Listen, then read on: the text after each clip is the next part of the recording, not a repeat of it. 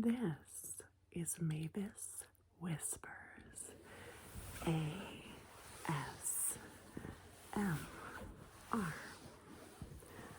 I am Mavis, and today I want to share with you,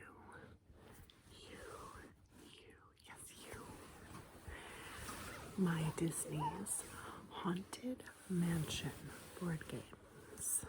So, let's just get into it. So this first game I got for Christmas 1 or 2 years ago, and it is the traditional game of life themed for the Haunted Mansion.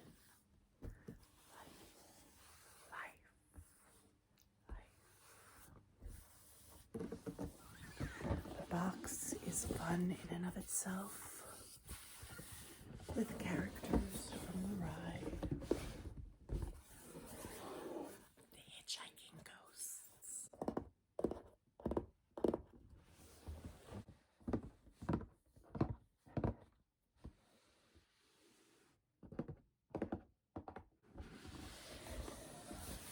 and Madame Leona.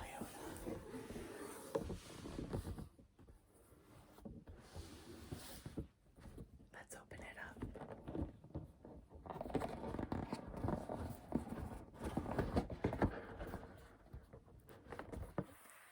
So this is the game board, and as I open it up and get past these eyes watching us, you can see that there are some 3D pieces. These came separately, and I plugged them into the board before the first time we played. Then at the end of the instructions, I was shown the way to fold them so that you can package the game back in the box without having to take it all apart. So there are various buildings on the board. 1, 2, 3, 4, 5, 6, 7. And these two here are the Haunted Mansions. We have Disneyland's Haunted Mansion and Disney World's Haunted Mansion. So if you're an East Coast kind of girl or ghoul, you may want to be here. And if you are a West Coast dude, you may want to end up here.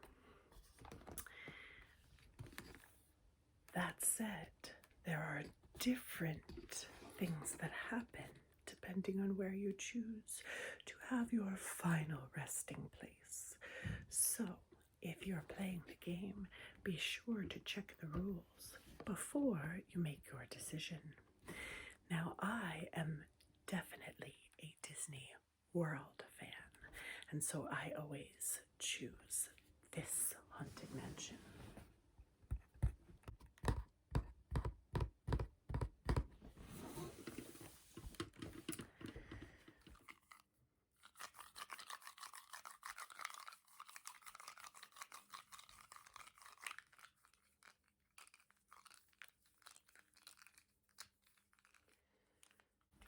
So what I have here are the game pieces that you use to move around the board.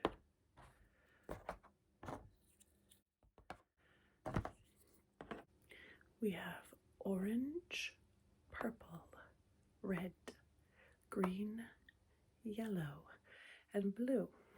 And what are they? Doom buggies, just like on the ride. And as you play, you move around the board from space to space.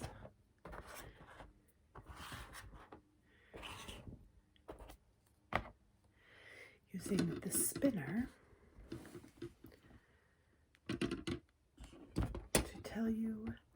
spaces to move. The spinners stopped, or the number is indicated by this little crow's tail.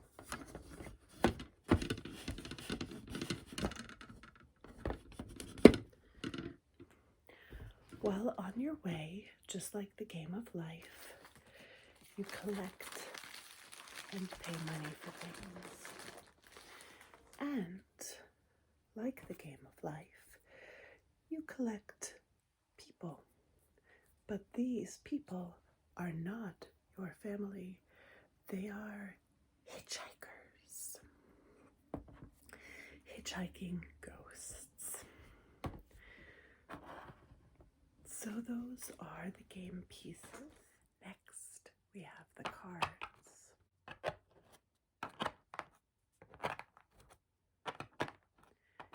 In terms of sounds, cards are one of my favorites. Here we have tomb cards.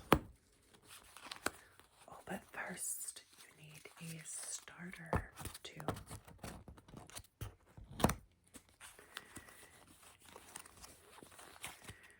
We have long-term investment cards,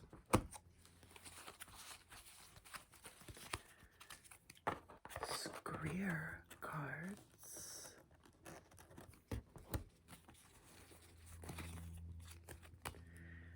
University cards,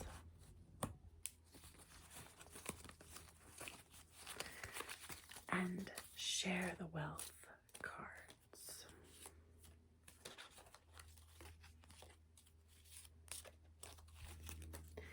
Share the Wealth cards have different directions and uses on the back. For example, exemption card. The holder of this card does not pay when given a Share the Wealth card or when sued through a lawsuit space.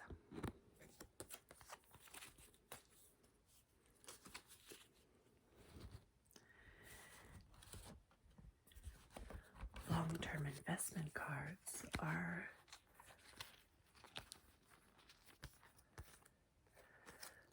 value cards. In other words, they have to do with money. If you have a long-term investment card,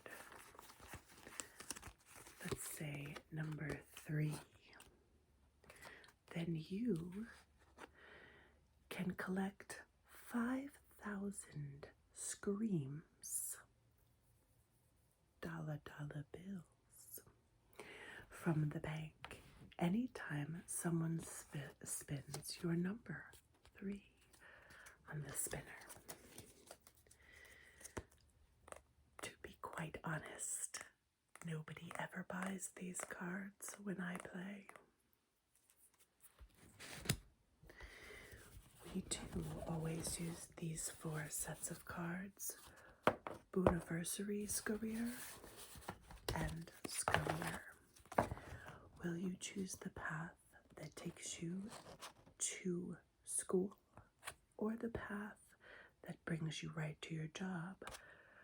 I have scored more money going either direction than the other direction in different times, if that makes sense.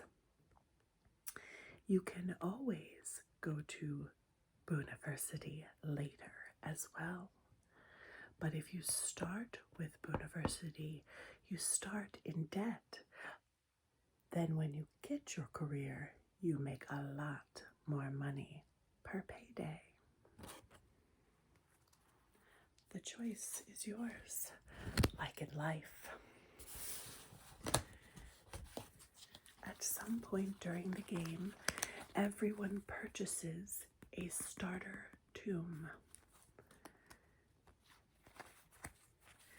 we have, for 140,000 screams, a marble urn. Or perhaps you're not doing as well financially in the game of life and you need to buy the shoebox for 80,000 screams and everything in between. Then later you can sell your starter tomb and get a tomb.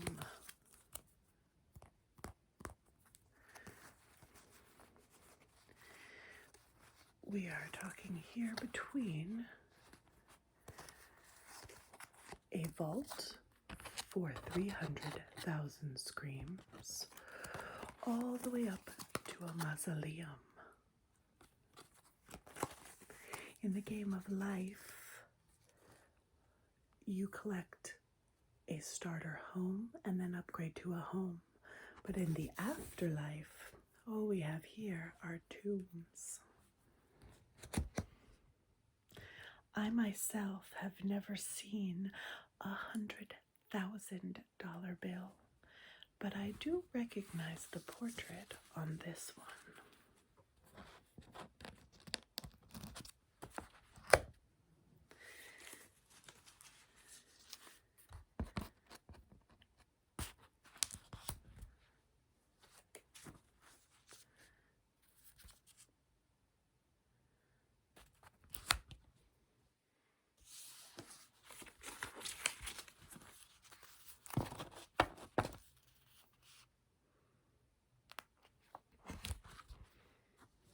Finally, $5,000 bills. This was my favorite portrait when I was a little girl. Now this money won't stretch beyond the game, so enjoy it while you play. And here finally we have the directions for play. Travel along the afterlife path, making decisions, gathering hitchhiking ghosts, and collecting screams, and paying some out too. Buying tombs and amassing life tiles, have the most screams at the end of the game, and earn a place in the haunted mansion.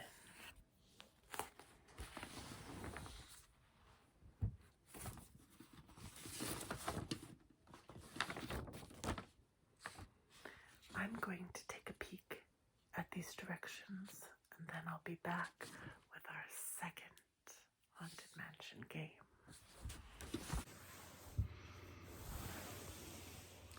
So that was a quick cleanup, wasn't it? The second game in my Haunted Mansion game collection is Call of the Spirits game.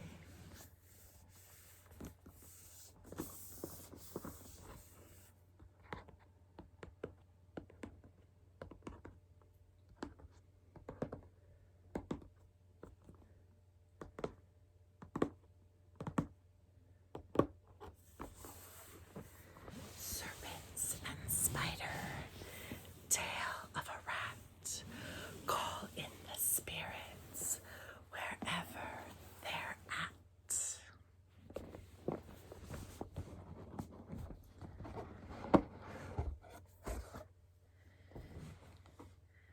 Let's just take a quick look around the outside of this box.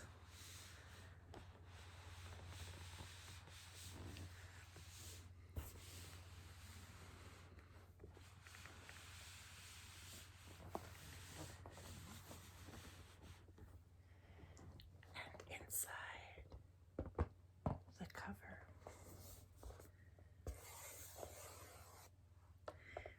this Disney's The Haunted Mansion Call of the Spirits game is a Funko game.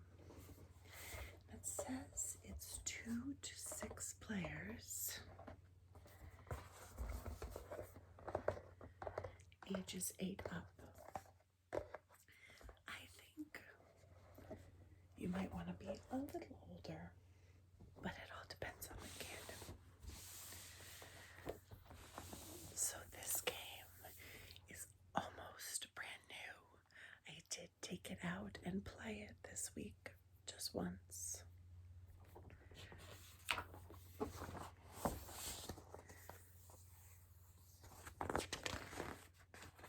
As you can see, the Haunted Mansion in Disneyland is shown on the front of the directions.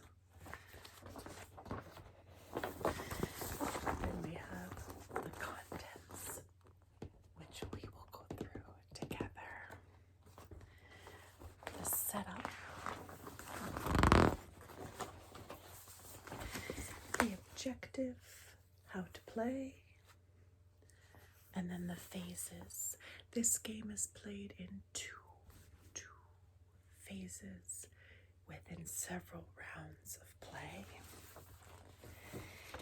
Each phase has an event phase, which starts with a card and sets the board, and then an action phase where each player in turn can take their actions.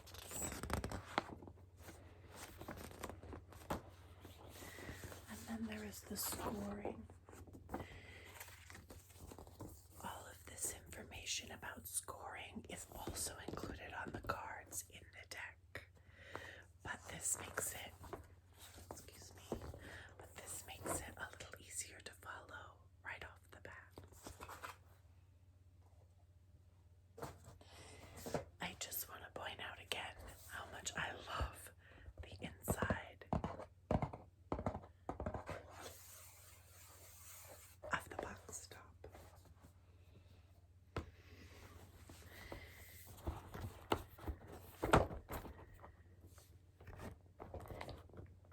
And here is the game board. The game board features the Haunted Mansion from Disneyland in California. When you open it up, it has a spot in the middle surrounded by Haunted Mansion rooms. If we start here, this is the ballroom.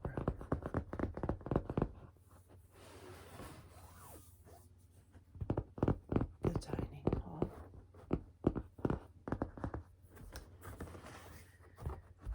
The attic.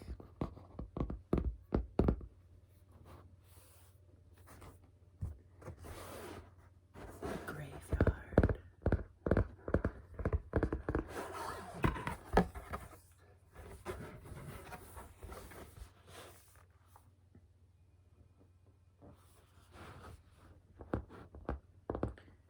The mausoleums. And the crypt.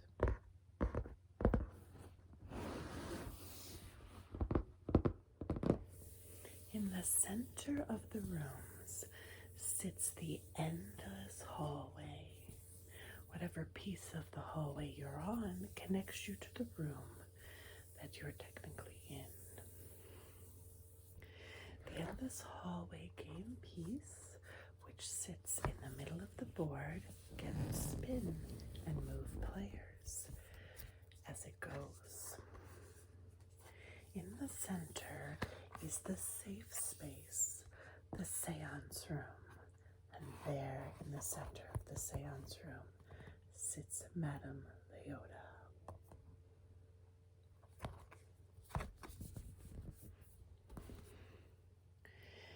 Each player is represented by a bat gargoyle.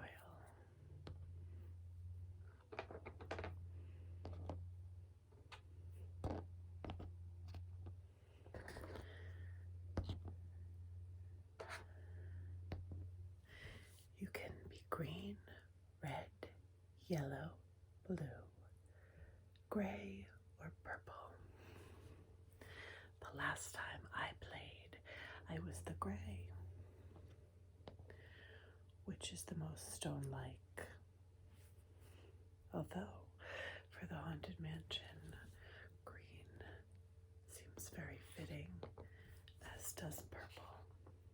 And the tone of the red I really like as well.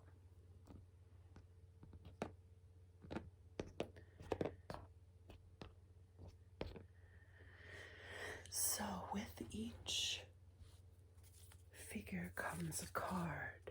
The cards all have the same information on them. They are reminders of the actions you can take.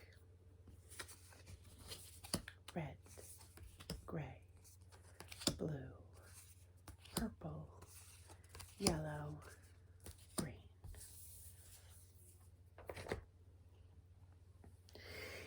Each round is set up from the rules that are listed on these cards.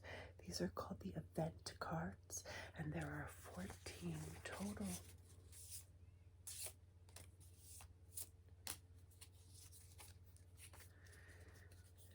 The event cards tell you where to move the hitchhiking ghosts and how many spaces, which direction and how many spaces, and then what the rules for your current round are.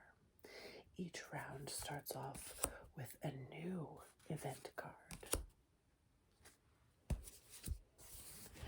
Speaking of where to move the hitchhiking ghosts, have you seen them? Here they are. This game piece does not equal a player. This game piece travels around the rooms, making some rooms more haunted than others.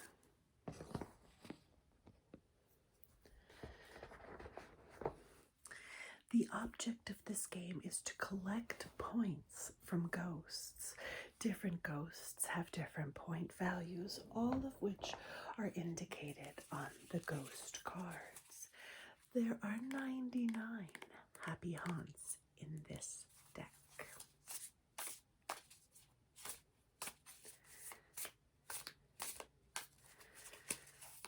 Let's look at some of them more closely.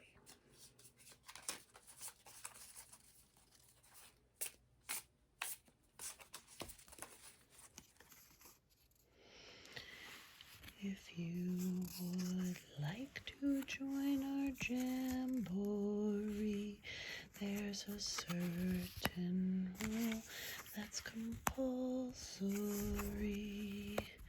Mortals pay a token fee. Rest in peace, the haunting's free.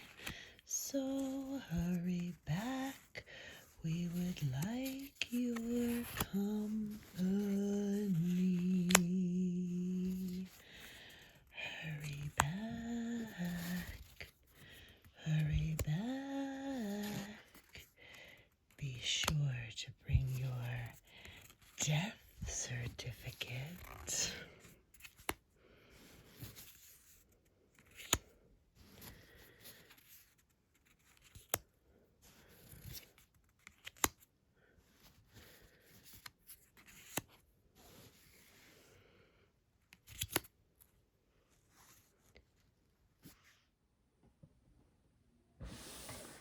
I hope you enjoyed checking out these Haunted Mansion board games with me. I'll be sure to leave links in the description box below. Thank you for watching.